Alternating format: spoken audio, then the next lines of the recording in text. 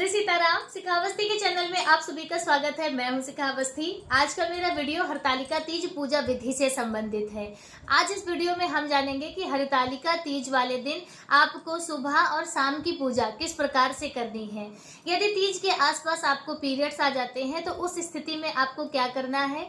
पूजा के दौरान यदि आप कोई वस्तु भगवान को अर्पित करना चाहते हैं और वह वस्तु आपके पास नहीं है, उस स्थिति में आपको क्या करना चाहिए।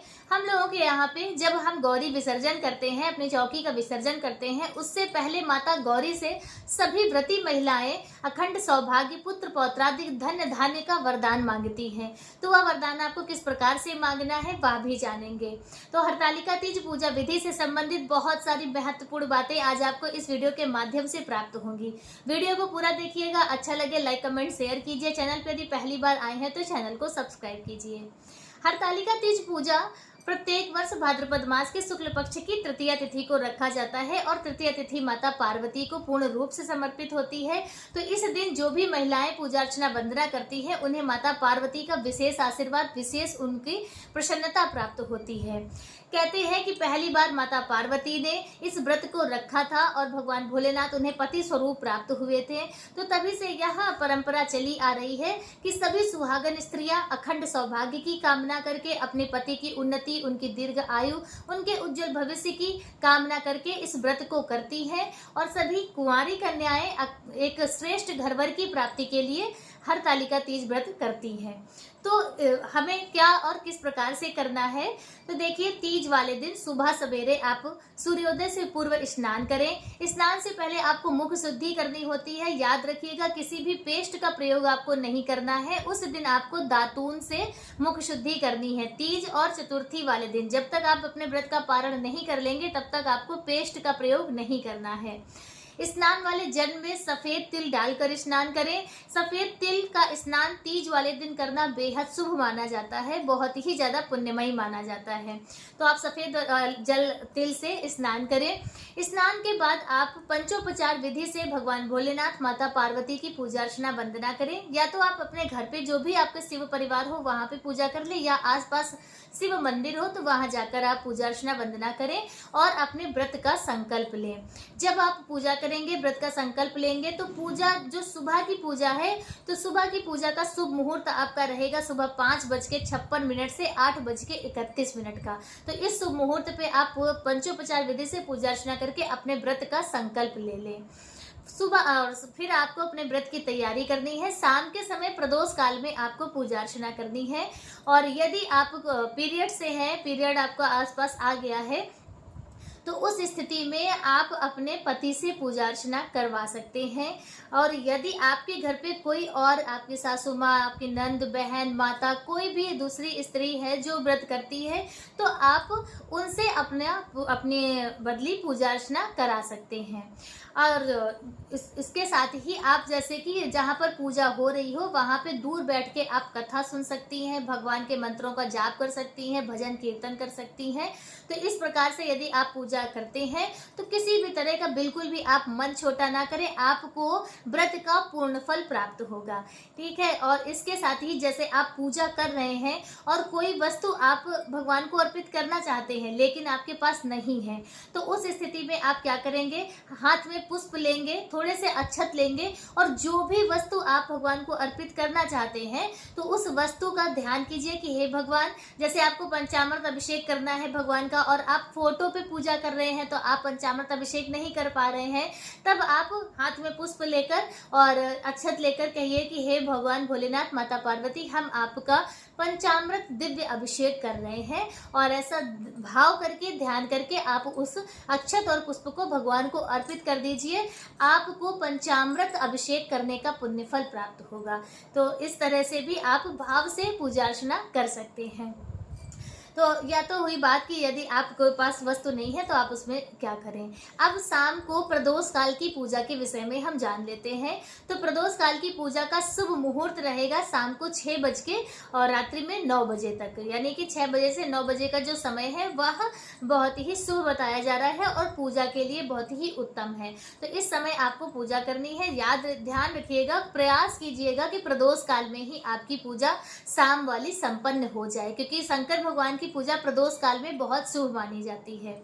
तो पूजा करने से पहले आपको समस्त सामग्री एकत्रित कर लेनी है, और क्योंकि जैसे आप एक बार आसन में बैठ गए उसके बाद फिर आपको आसन से उठना नहीं चाहिए। बार बार आसन से उठकर वस्तुएं लाना फिर भगवान को अर्पित करना, तो इससे अपराध लगता है और आपकी पूजा पूर्ण भी नहीं मानी जाती है। तो इस बात का आपको ध्यान रखना है कि आसन पर बैठने के बाद फिर आपको उठना नहीं है।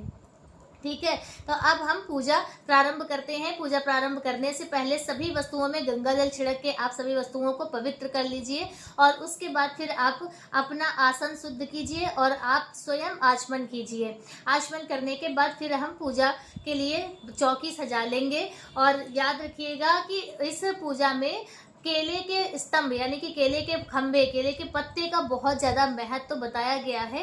तो यदि आपको केले के पत्ते ना ज़्यादा मिले तो कम से कम एक पत्ता आप जरूर लाएं और उसी पर भगवान का आसन दे दें। ठीक है, और यदि आपको 4 या 5 पत्ते मिलते हैं अच्छे से तो भगवान का मंडप तैयार करके फिर आप उसमें भव्य भगवान भोलेनाथ माता पार्वती की पूजा अर्चना करें। तो चौकी की स्थापना आपकी हो गई, उस पर आप लाल रंग का कपड़ा बिछा लें और सबसे पहले आपको अपने भगवान को आसन देना है। तो जिसमें भी आप पूजा करें, जैसे कि शिव परिवार की फोटो में आप पूजा करें या आप मिट्टी के भगवान लाए हैं बाजार से या आपने स्वयं बनाया है, उनमें आपकी पूजा करनी है। जो भी भगवान आपके पास हैं तो उन्हें आप पुष्प का आसन देकर और फिर सबसे पहले आपको भगवान स्थापित करने हैं और फिर कलश की स्थापना करनी है। कलश की स्थापना के लिए आप आटे से या चावल से अष्टदल कमल बनाइए और उसमें एक पात्र रखिए जिसमें आप पहले गंगा जल, फिर साफ स्वच्छ जल, फिर लौंग, इलायची और हल्दी की गांठ, सिक्का सुपारी डालें और उसके ऊपर 5 पल्लव डालें। 5 पल्लव में आप आम के पत्ते, अशोक के पत्ते, पान के पत्ते, बेल व पत्र मतलब बेल के पत्ते, कोई भी आप उसमें 5-7 की संख्या में डालकर और फिर उसके ऊपर पूर्ण पात्र रखना है। पूर्ण पात्र यानी कि अनाज से भरा हुआ कोई आपको पात्र से उस कलश को ढक देना है। यदि आप श्री कलश की स्थापना कर रहे हैं तो नारियल रखिए। यदि आप दीप कलश की स्थापना कर रहे हैं तो उसमें आपको दीप जलाकर रखना है। याद रखिएगा, जो भी दीपक आप जलाएंगे तो बड़ा दीपक जलाइएगा। यह दीपक आपका पूरी रात्रि जलेगा। जब तक आप चौकी विसर्जन नहीं कर लेंगे तब तक वह दिया जलेगा। तो आपको उसी दिए का चयन करना है जो रात्रि भर आपका अच्छे से जल सके। या आप देसी घी का जलाएं या फिर आप तिल के तेल का दीपक जला लें। जैसी आपकी सुविधा हो, जैसा आपका सामर्थ्य हो उस प्रकार से करें, लेकिन दीपक जो है वो अखंड जलेगा।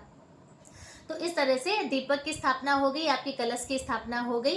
अब हम पूजा प्रारंभ करेंगे। तो सर्वप्रथम आपको गणेश भगवान का पूजन करना है और फिर कलश का पूजन करना है, फिर आपको भगवान भोलेनाथ माता पार्वती का पूजन करना है। तो भगवान का आप अभिषेक कीजिए। यदि फोटो पे कर रहे हैं तो गंगा जल और पंचामृत का जल, जिसका भी आपको भगवान का अभिषेक करना है उसका छींटा देते हुए मानसिक आप भगवान का अभिषेक करें और फिर आप वस्त्र अर्पित करें।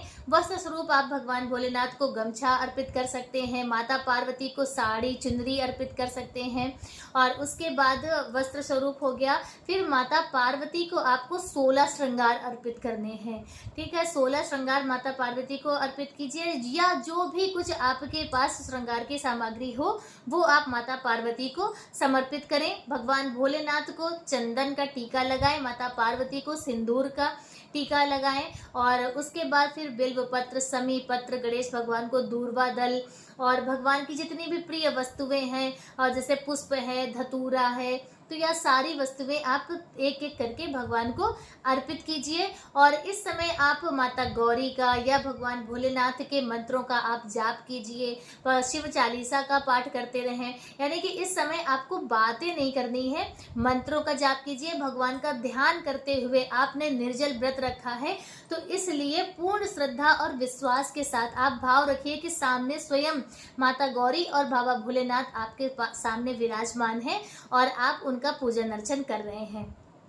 इस प्रकार से आपको पूजा अर्चना वंदना करनी है और उसके बाद फिर आपको कथा श्रवण करनी है। कथा का श्रवण जरूर कीजिएगा, बगैर कथा के व्रत हमारा पूर्ण नहीं माना जाता है।